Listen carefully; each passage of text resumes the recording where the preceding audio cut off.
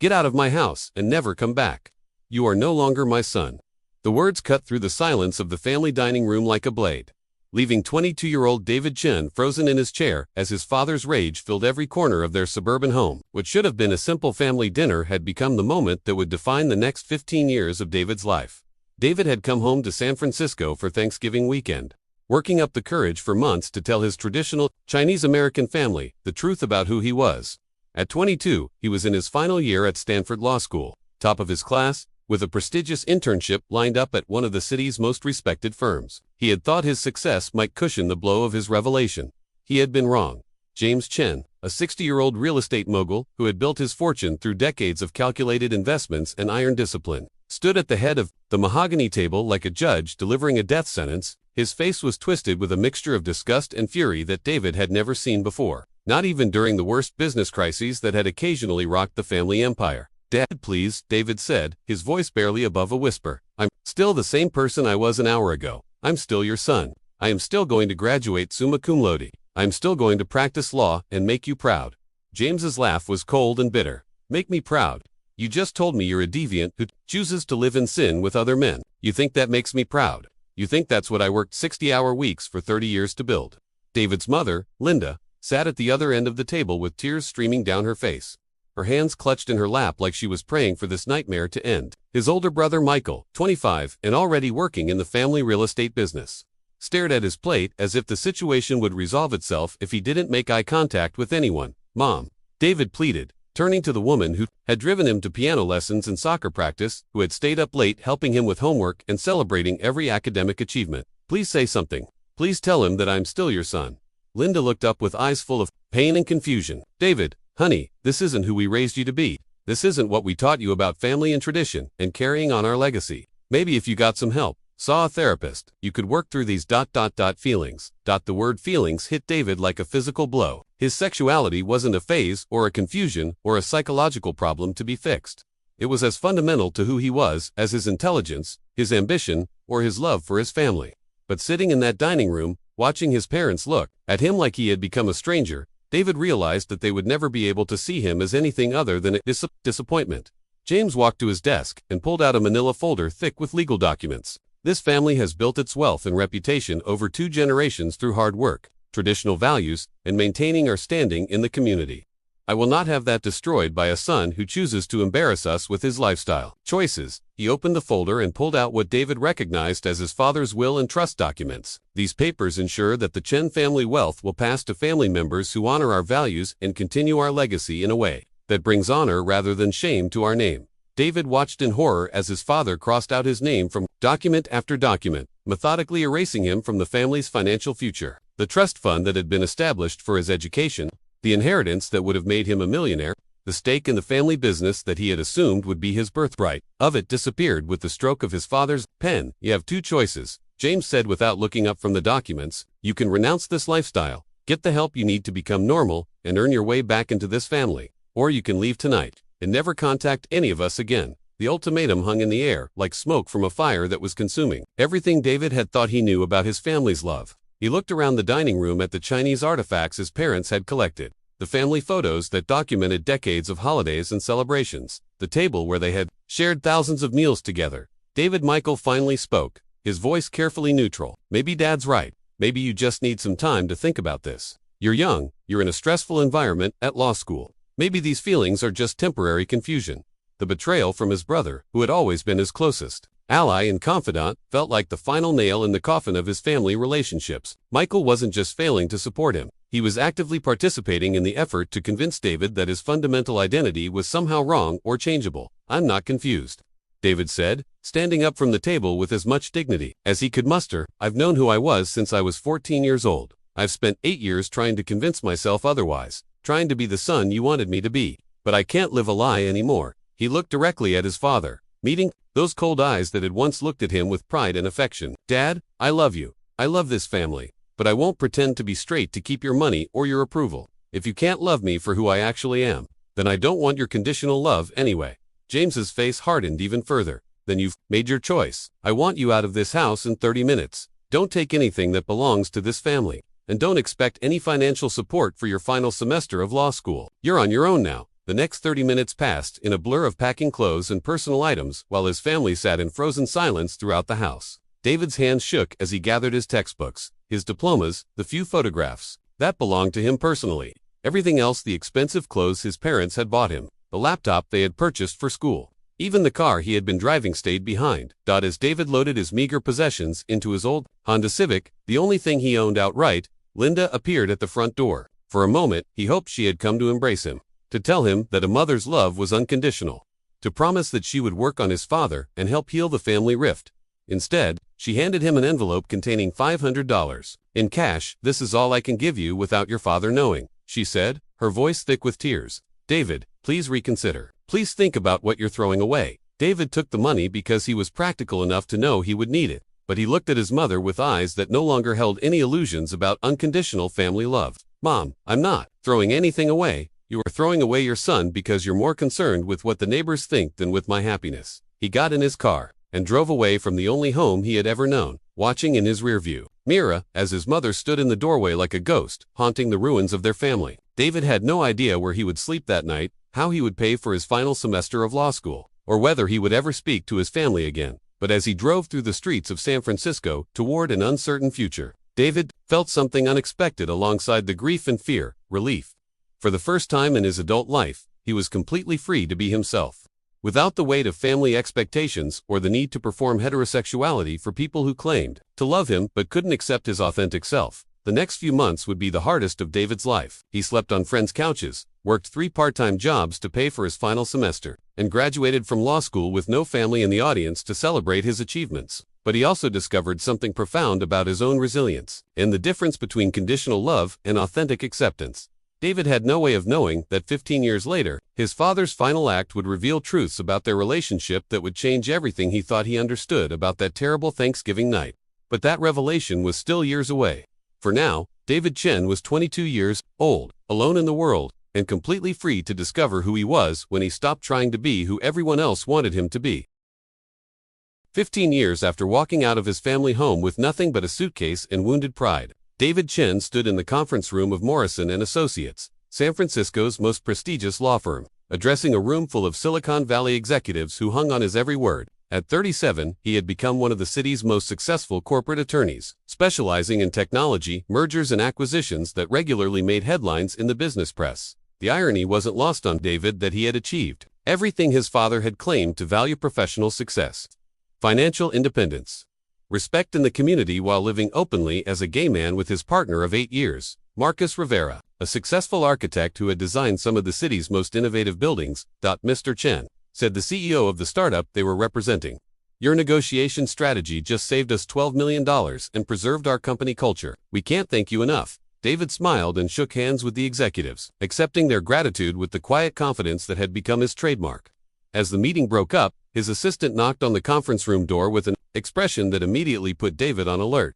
"David, I'm sorry to interrupt, but I have Michael Chen on the phone. He says it's urgent and it's about your father." David's stomach dropped. He hadn't spoken to his brother in 15 years, not since Michael had chosen family loyalty over sibling solidarity that terrible Thanksgiving night. The fact that Michael was calling could only mean one thing. "I'll take it in my office," David said, excusing himself from the remaining clients. He walked down the hallway to his corner office with its panoramic view of the San Francisco Bay, the physical manifestation of everything he had built without his family's help or approval. "Michael," David said as he picked up the phone, his voice carefully neutral. "David, I'm sorry to call you like this, but Dad had a massive heart attack yesterday morning. He's gone." Michael's voice was thick with grief and exhaustion. "The funeral is Thursday at 2 o'clock at St. Mary's Cathedral." "I thought you should know." The news hit David like a physical blow. Even though James Chen had been 75 years old and had suffered from heart problems for several years, David had always assumed there would be time for some kind of reconciliation, some opportunity to bridge the chasm that had opened between them 15 years earlier. "How's Mom taking it?" David asked, surprised by how much he still cared about Linda's well-being despite their estrangement. "She's devastated. They were married for 45 years. She keeps asking about you, wondering if you'll come to the funeral." Michael paused, and David could hear the weight of 15 years of family silence in that hesitation. "David, I know things ended badly between you and Dad, but he was still your father. Mom needs her family right now." David stared out his office window at the city he had conquered through sheer determination and talent. thinking about the young man who had driven away from his family home with $500 and no plan for the future. That young man had wanted nothing more than his father's approval and acceptance. The successful attorney he had become no longer needed either, but he still felt the pull of family obligation and genuine grief for the complicated man who had raised him. "I'll be there," David said finally. "But Michael, I'm not coming to make peace with Dad's memory or pretend that what happened 15 years ago didn't matter. I'm coming because Mom shouldn't have to bury her husband without both her sons there." The funeral was exactly what David had expected: a formal Catholic service, attended by hundreds of people from San Francisco's business and social elite. James Chen had been a prominent figure in the city's Chinese-American community, and his death warranted coverage in both the Chronicle and the Asian Community News. David sat in the back of the cathedral with Marcus, who had insisted on coming for moral support despite David's concerns about how the family would react to his presence. They watched as Michael delivered a eulogy that painted James as a devoted family man and pillar of the community, carefully omitting any mention of the son who had been erased from the family narrative 15 years earlier. Linda looked smaller and frailer than David remembered, dressed in black and leaning heavily on Michael's arm as they walked behind the casket. When she spotted David in the back of the church, her face crumpled with a mixture of grief and longing that made David's chest tighten with complicated emotions. After the burial service, David approached his mother carefully, unsure of how she would react to seeing him after so many years of silence. Linda looked at him for a long moment, taking in his expensive suit, his confident bearing, the successful man he had become despite his father's predictions of failure and disgrace. "David," she said simply, and then she was in his arms, sobbing against his chest with 15 years of suppressed grief and regret. My son, I've missed you so much." They held each other in the cemetery while Marcus stood respectfully aside, and Michael watched with an expression David couldn't quite read. Finally, Linda pulled back and looked at David with eyes that were still bright despite her tears. "You look wonderful," she said, reaching up to touch his face as if assuring herself he was real. "I've followed your career in the newspapers. Your father read every article about your cases, every mention of your name in the business section." The revelation hit David like a thunderbolt. "Dad followed my career." Linda nodded, tears streaming down her face again. "He was so proud of you, David. He would never admit it, not even to me most of the time, but he kept a scrapbook of everything you accomplished. Every article, every photo, from charity events, every mention of your law firm's successes. But he disowned me," David said, struggling to process this information. "He told me I was no longer his son. He cut me out of his will. He made his choice 15 years ago." Linda and Michael exchanged a look that David couldn't interpret. "That's actually something we need to discuss," Michael said quietly. "The reading of the will is tomorrow at 2 o'clock at Morrison & Associates." "David, you need to be there." "Why would I need to be at the reading of a will that doesn't include me?" David asked, confused by his brother's insistence. "Because," Linda said, her voice barely above a whisper, "your father changed his will. 3 years ago, after his first heart attack, he rewrote everything." "David, honey, you need to prepare yourself for some surprises." That night, David lay awake in the bedroom of the home he shared with Marcus, staring at the ceiling and trying to process the emotional whiplash of the past 2 days. The father who had disowned him for being gay had apparently been following his career and keeping a scrapbook of his achievements. The man who had called him a deviant and an embarrassment had supposedly been proud of his success. Marcus, who had been patient and supportive throughout the ordeal, finally broke the silence. "How are you feeling about tomorrow?" David turned to look at his partner. This man who had loved him unconditionally for 8 years and had never made him feel like he needed to earn affection through performance or achievement. "I don't know what to expect. Part of me hopes that maybe Dad found some way to make peace with who I am before he died. But part of me is terrified that this is just another rejection, another way of controlling me from beyond the grave." Marcus reached for David's hand in the darkness. "Whatever happens tomorrow, we'll deal with it together. You've built an amazing life without your father's approval or money. Nothing he put in that can change what you've accomplished or who you've become." As David finally drifted off to sleep, he couldn't shake the feeling that tomorrow would bring revelations that would fundamentally change his understanding of his father, his family, and the 15 years of estrangement that had shaped him into the man he had become. The James Chen who had thrown his gay son out of the house on Thanksgiving night had apparently been harboring secrets of his own, and David was about to discover that sometimes the people who hurt us most are fighting battles we never knew existed. The conference room at Morrison & Associates was filled with intention that had nothing to do with the usual business conducted there. David sat between Marcus and his mother, facing his brother Michael and James's longtime attorney, Richard Morrison, who had been a family friend for over 20 years. The mahogany table that usually hosted corporate negotiations now served as the stage for what would either be David's final rejection, or an unexpected reconciliation with his father's memory. Richard Morrison, a distinguished man in his 60s who had handled the Chen family's legal affairs since David was in high school, looked unusually somber as he opened the leather portfolio containing James Chen's final will and testament. He glanced at David with an expression that mixed sympathy with something that looked almost like amazement. "Before I begin reading the will," Richard said, "I want you all to know that James came to me 3 years ago, shortly after his first heart attack, and completely rewrote his estate planning documents. He was very specific about his intentions, and very clear about his reasoning.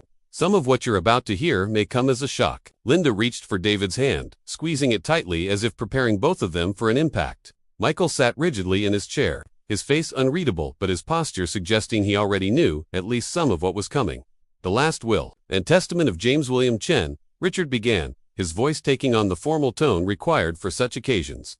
"To my beloved wife Linda, I leave our family home and all personal property therein, as well as a trust fund of $2 million, to ensure her comfort and security for the remainder of her life." David nodded, unsurprised by his father's provision for his mother. Despite their complicated relationship, James had always been devoted to Linda's welfare. "To my son Michael Chen," Richard continued, "I leave my real estate development company, Chen Properties, along with all current projects and assets, valued at approximately $15 million. Michael has worked alongside me for 12 years and has earned the right to continue our family business." Again, this was exactly what David had expected. Michael had been groomed to take over the family business since college, and he had proven himself capable of managing the company's complex operations. Richard paused and looked directly at David before continuing. "To my son David Chen, I leave the entirety of my personal investment portfolio, including stocks, bonds, mutual funds, and cryptocurrency holdings, currently valued at approximately $42 million. The room fell silent except for Linda's sharp intake of breath. David felt like he had been struck by lightning, unable to process what he had just heard. $42 million. His father had left him $42 million. "But that's not all," Richard continued, his voice gentler now. "James, also, prepared a personal letter to be read as part of the will. With your permission, David, I'd like to share his words with you." David nodded, still too stunned to speak. Richard opened a sealed envelope and began reading in James Chen's own words, written in the precise, formal language that had characterized all of his business communications. "David, if you are hearing this letter, it means I have died without finding the courage to say these words to you in person, and for that I will carry shame into whatever comes after this life. 15 years ago, I made the worst mistake of my life when I chose my fear and pride over my love for you." Linda began crying quietly, and even Michael's composed facade cracked as their father's voice seemed to fill the room through Richard's steady recitation. "When you told me you were gay, I reacted with anger not because I didn't love you, but because I was terrified of what it would mean for our family's place in a community that I had spent 30 years building respect within. I was raised in a generation that taught men to hide any vulnerability, any difference, any truth that might threaten their standing. I failed you as a father because I let that fear override my duty to love and protect you unconditionally." David's hands were shaking as the full weight of his father's words began to sink in. The man who had called him a deviant and thrown him out of the house had apparently been wrestling with regret and self-recrimination for 15 years. "I followed your career obsessively," James's letter continued through Richard's voice. "I read every article about your cases, attended every charity event where you might speak, drove past your law firm just to see your name on the building directory. I was proud of you every single day, and I was ashamed of myself for not being brave enough to tell you so." Richard paused to let the emotional weight of the words settle before continuing. "You became everything I had hoped you would become, successful, respected, principled, and strong. But you did it without my help, without my support, and without my love when you needed it most. I know I don't deserve forgiveness, but I hope that someday you might understand that my rejection of you was never about who you are as a person. It was about my own cowardice and my inability to be the father you deserved." The letter continued, with specific instructions about the inheritance, explanations of various investments, and practical matters about transferring ownership of assets. But it concluded with words that would stay with David for the rest of his life. "David, I hope that this inheritance will allow you to pursue whatever dreams you might have without the limitations that financial constraints can impose. I hope you will use this money to build something beautiful with Marcus, who I know from my private investigations is a good man who loves you the way I should have learned to do. Most of all, I hope that someday you might be able to forgive a foolish old man who let his fear cost him 15 years with his remarkable son." Richard finished reading and set the letter aside, giving the family a moment to process the emotional bombshell that had just been detonated in their midst. David sat in stunned silence, trying to reconcile the father who had disowned him with the man who had apparently spent years regretting that. decision in planning this elaborate posthumous apology. "There's one more thing," Richard said gently. James left specific instructions that if David chooses to accept this inheritance, half of it should be donated to LGBTQ youth organizations in San Francisco, with a particular focus on programs that help young people who have been rejected by their families. The final revelation broke something loose in David's chest, and he began crying for the first time since receiving news of his father's death. Not tears of grief for what he had lost, but tears of recognition for what his father had been trying to give him through this inheritance, not just money, but acknowledgement, apology, and a chance to help other young people who had faced similar rejection. Linda put her arm around her son as he wept, and for the first time in 15 years, David felt like he was truly part of his family again. Michael reached across the table to squeeze his brother's shoulder, tears streaming down his own face as he witnessed David's emotional breakthrough. "He loved you so much," Michael said quietly. "He was just too proud and too scared to admit he was wrong. But David, he never stopped being proud of you. Never stopped hoping you might come home someday." Over the following weeks, as David worked with financial advisors to understand the scope of his inheritance, and began the process of establishing the LGBTQ Youth Foundation his father had requested, he found himself thinking constantly about the complex legacy James Chin had left behind. The money was life-changing, certainly, but it was the recognition and apology that truly transformed David's understanding of his family history. His father hadn't been the unfeeling monster David had imagined for 15 years. He had been a man trapped by his own fear and cultural expectations, who had spent the last years of his life trying to find a way to bridge the chasm his own actions had created. 6 months after the will reading, David and Marcus used part of the inheritance to buy a beautiful Victorian home in Pacific Heights, the same neighborhood where David had grown up. Linda was a frequent visitor, and she and Marcus developed the kind of warm relationship that David had always dreamed his parents might have with his partner. Michael proved to be an excellent steward of the family business, but more importantly, he proved to be the brother David had always hoped he could be. They began having regular dinners together, rebuilding their relationship on a foundation of mutual respect and shared grief for the years they had lost. The James Chen Foundation for LGBTQ Youth became David's passion project, providing housing, counseling, and legal services for young people who had been rejected by their families. Every time David met with a teenager who had been thrown out for being gay or transgender, he thought about his father's letter and the recognition that fear and pride could turn even loving parents into sources of devastating harm. But he also thought about redemption, about the possibility that people could grow and change, and about the power of love to transcend even the deepest mistakes. James Chen had died without the courage to apologize to his son in person, but he had found the courage to use his death as an opportunity to right the wrongs he had committed in life. Standing in his new home, surrounded by photos that included both his chosen family and his biological family, David realized that his father's final gift hadn't just been money, had been the restoration of his belief that family love, however complicated and imperfect, could ultimately transcend fear, pride, and even years of painful separation. David Chen had been disinherited for being gay, but in the end, he had inherited far more than money. He had inherited his father's recognition of his worth, his family's restored love, and the knowledge that sometimes the greatest victories come not from proving people wrong, but from giving them the chance to prove themselves capable of growth, change, and redemption.